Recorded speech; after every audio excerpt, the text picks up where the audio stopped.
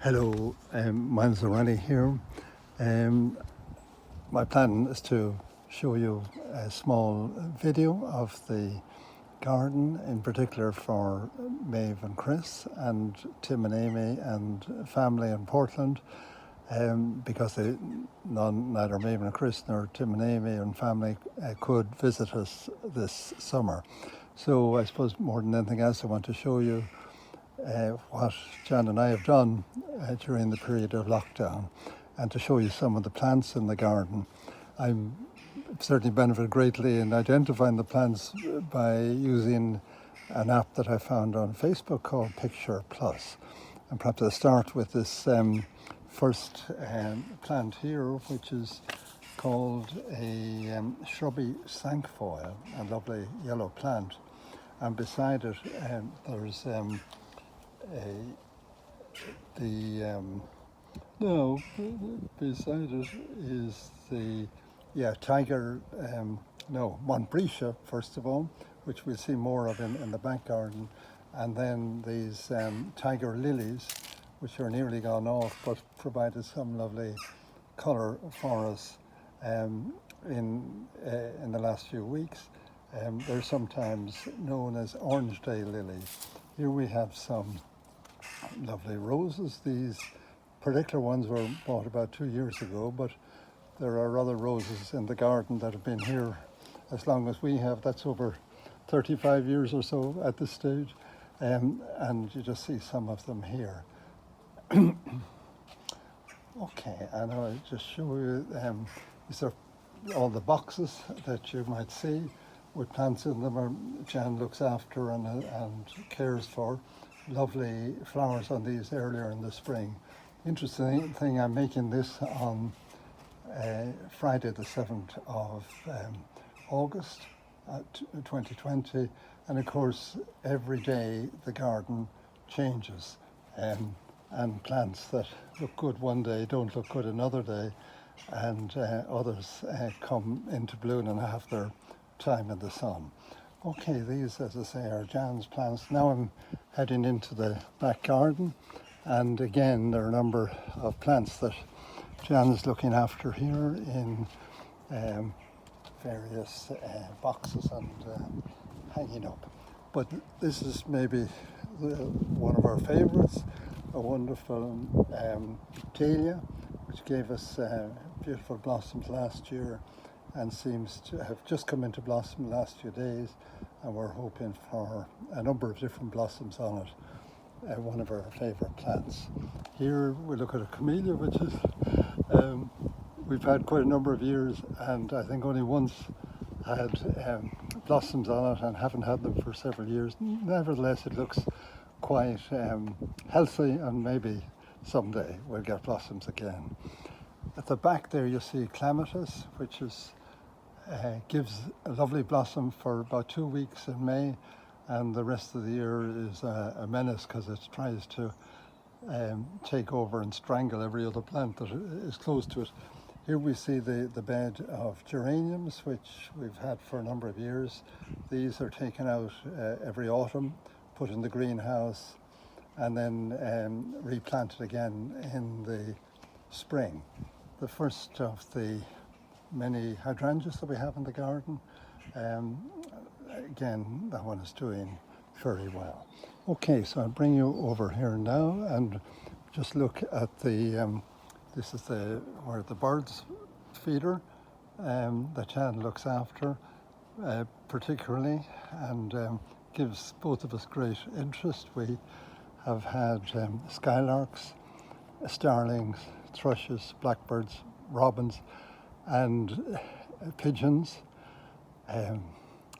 doves, and magpies, amongst others, feeding in the garden over the last few months. And of course, at one time we had a grey squirrel invade us a couple of times, but was chased away.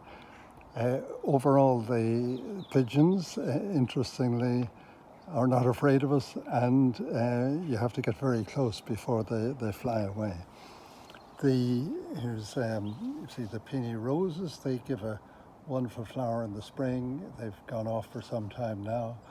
And there's a fuchsia there that we've had nurtured and is now coming on quite well. Here is a daisy that is just about coming out. This was given to me from Stephen Conley's Gardens and Trees Road quite a long time ago, still doing well.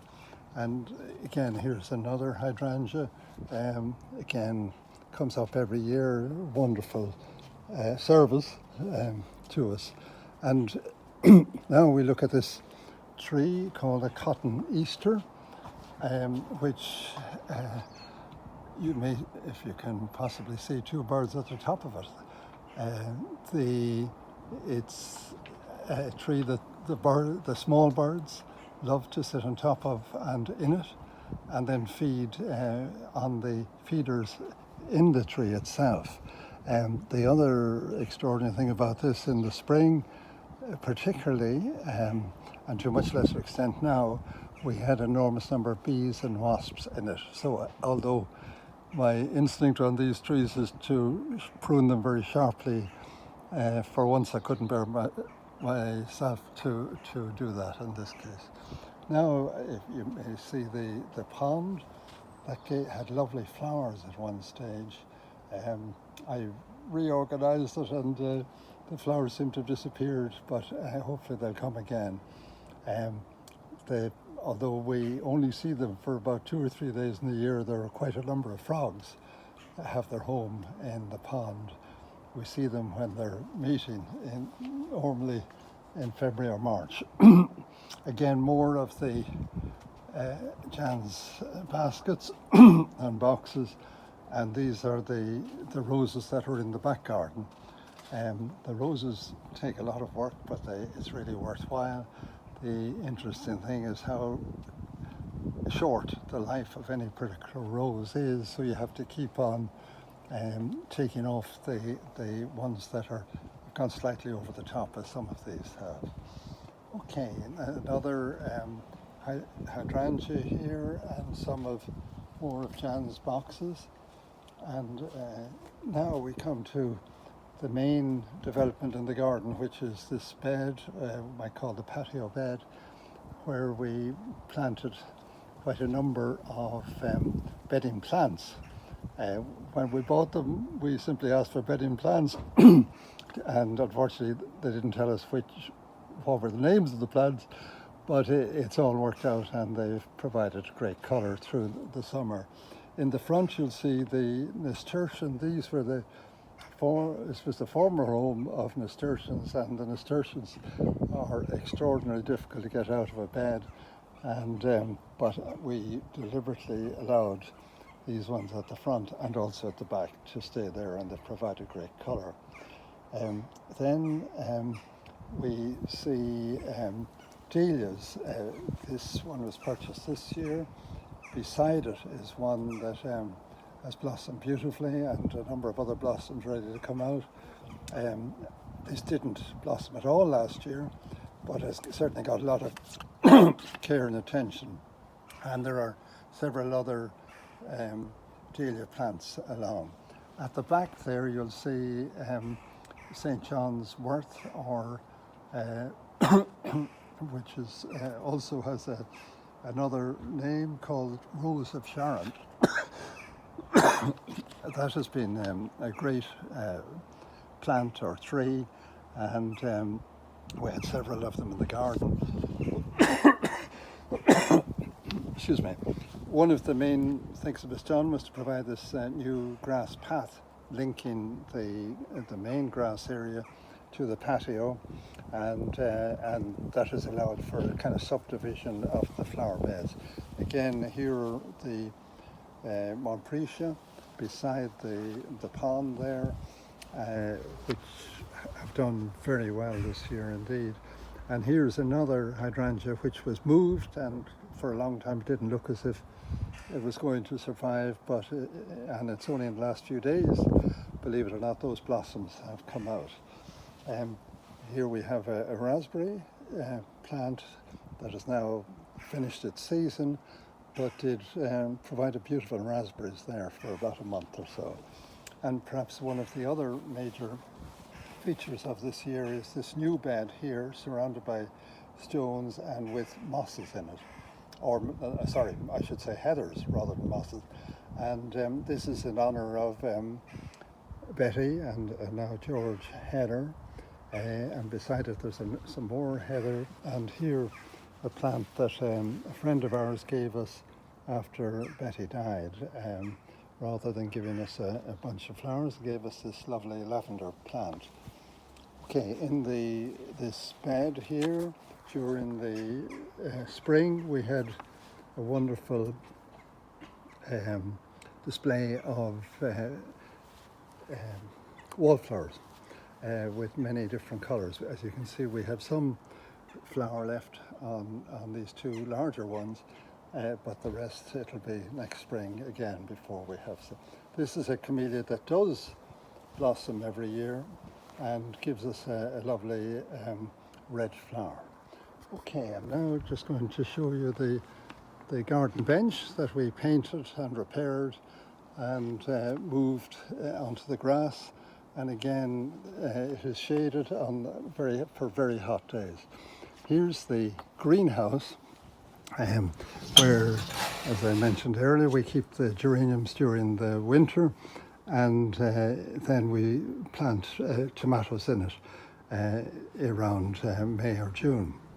So all of these tomatoes are organic insofar as there was no artificial stimulant whatsoever provided to them, only water, and which was done on a daily basis by both Jan and myself. The first tomato that was edible appeared, was picked on the 30th of July of this year.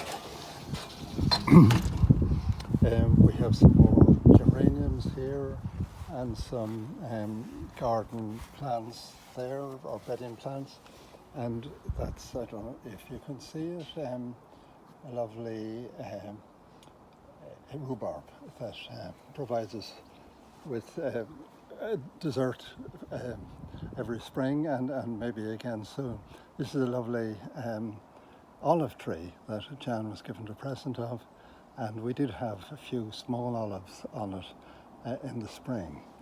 At the side here we have antirrhinums, which have been nurtured and developed, and almost none of these were bought in. They appeared in the garden and started growing, and distributed their seed, and little plants were transferred, and they provided great colour in the garden right through the summer. In the back here we moved the hydrangea that you see at the back, and unfortunately I did that and I didn't do it very well, and the plant nearly died, but overall it is now recovered, and as you can see has flowers on it and should be much better again next year. Yet another hydrangea here, and this is a new one here.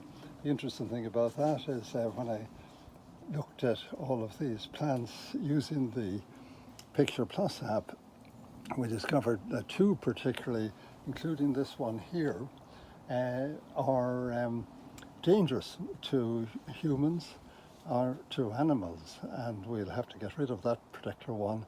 There was another one that was replaced by this hydrangea, which was an oleander, which if you had managed to ingest any of it could have killed you, so that was taken up. Okay. Now the last thing I want to talk about is the trees. There was major work done on the two lots of trees this year, and the major work was not so much in cutting them, but in cutting the bottom of them to leave I suppose you might call it a skirt, or shorter skirt, there to let light in, and also to clear out what was almost a jungle of ivy and of other plants that were growing there. So as well as that then, I created a path down along the trees, which hopefully we can see here, and cut various items that were protruding so that you can walk right down through them. And we will walk down on the other ones, which are easier to walk through because they're higher up. And I have ideas for the future of putting in some wild flowers and so on. And we're now in these trees that you would normally see as a type of hedge. So I'm just walking down through here and hoping someday that Isabel, Zoe, Ben and Kevin will be able to come and walk safely through these trees. So we come out now at the far end and we see this little bed that was planted. That's a sunflower, and other flowers were recently planted. Again, this bed was affected by a big tree that we had cut down and the roots of which continued on. Okay, so this is the shed that we painted. We've had it for a very long time. We've had it in our house in Pine Valley. It still survived. It's a bit dilapidated, but it's doing well for the moment. Okay, that brings an end to this video, which I hope gives some idea of what was done in the garden. As everybody knows, I'm neither a professional gardener and definitely not a professional video maker, so please forgive all of the obvious faults in this video. I'd also I mentioned Jan a number of times. She has done great work in the garden, not only in relation to the boxes and shrubs that she specifically looks after, but also in weeding the beds and doing a lot of physical work indeed. Okay, thank you.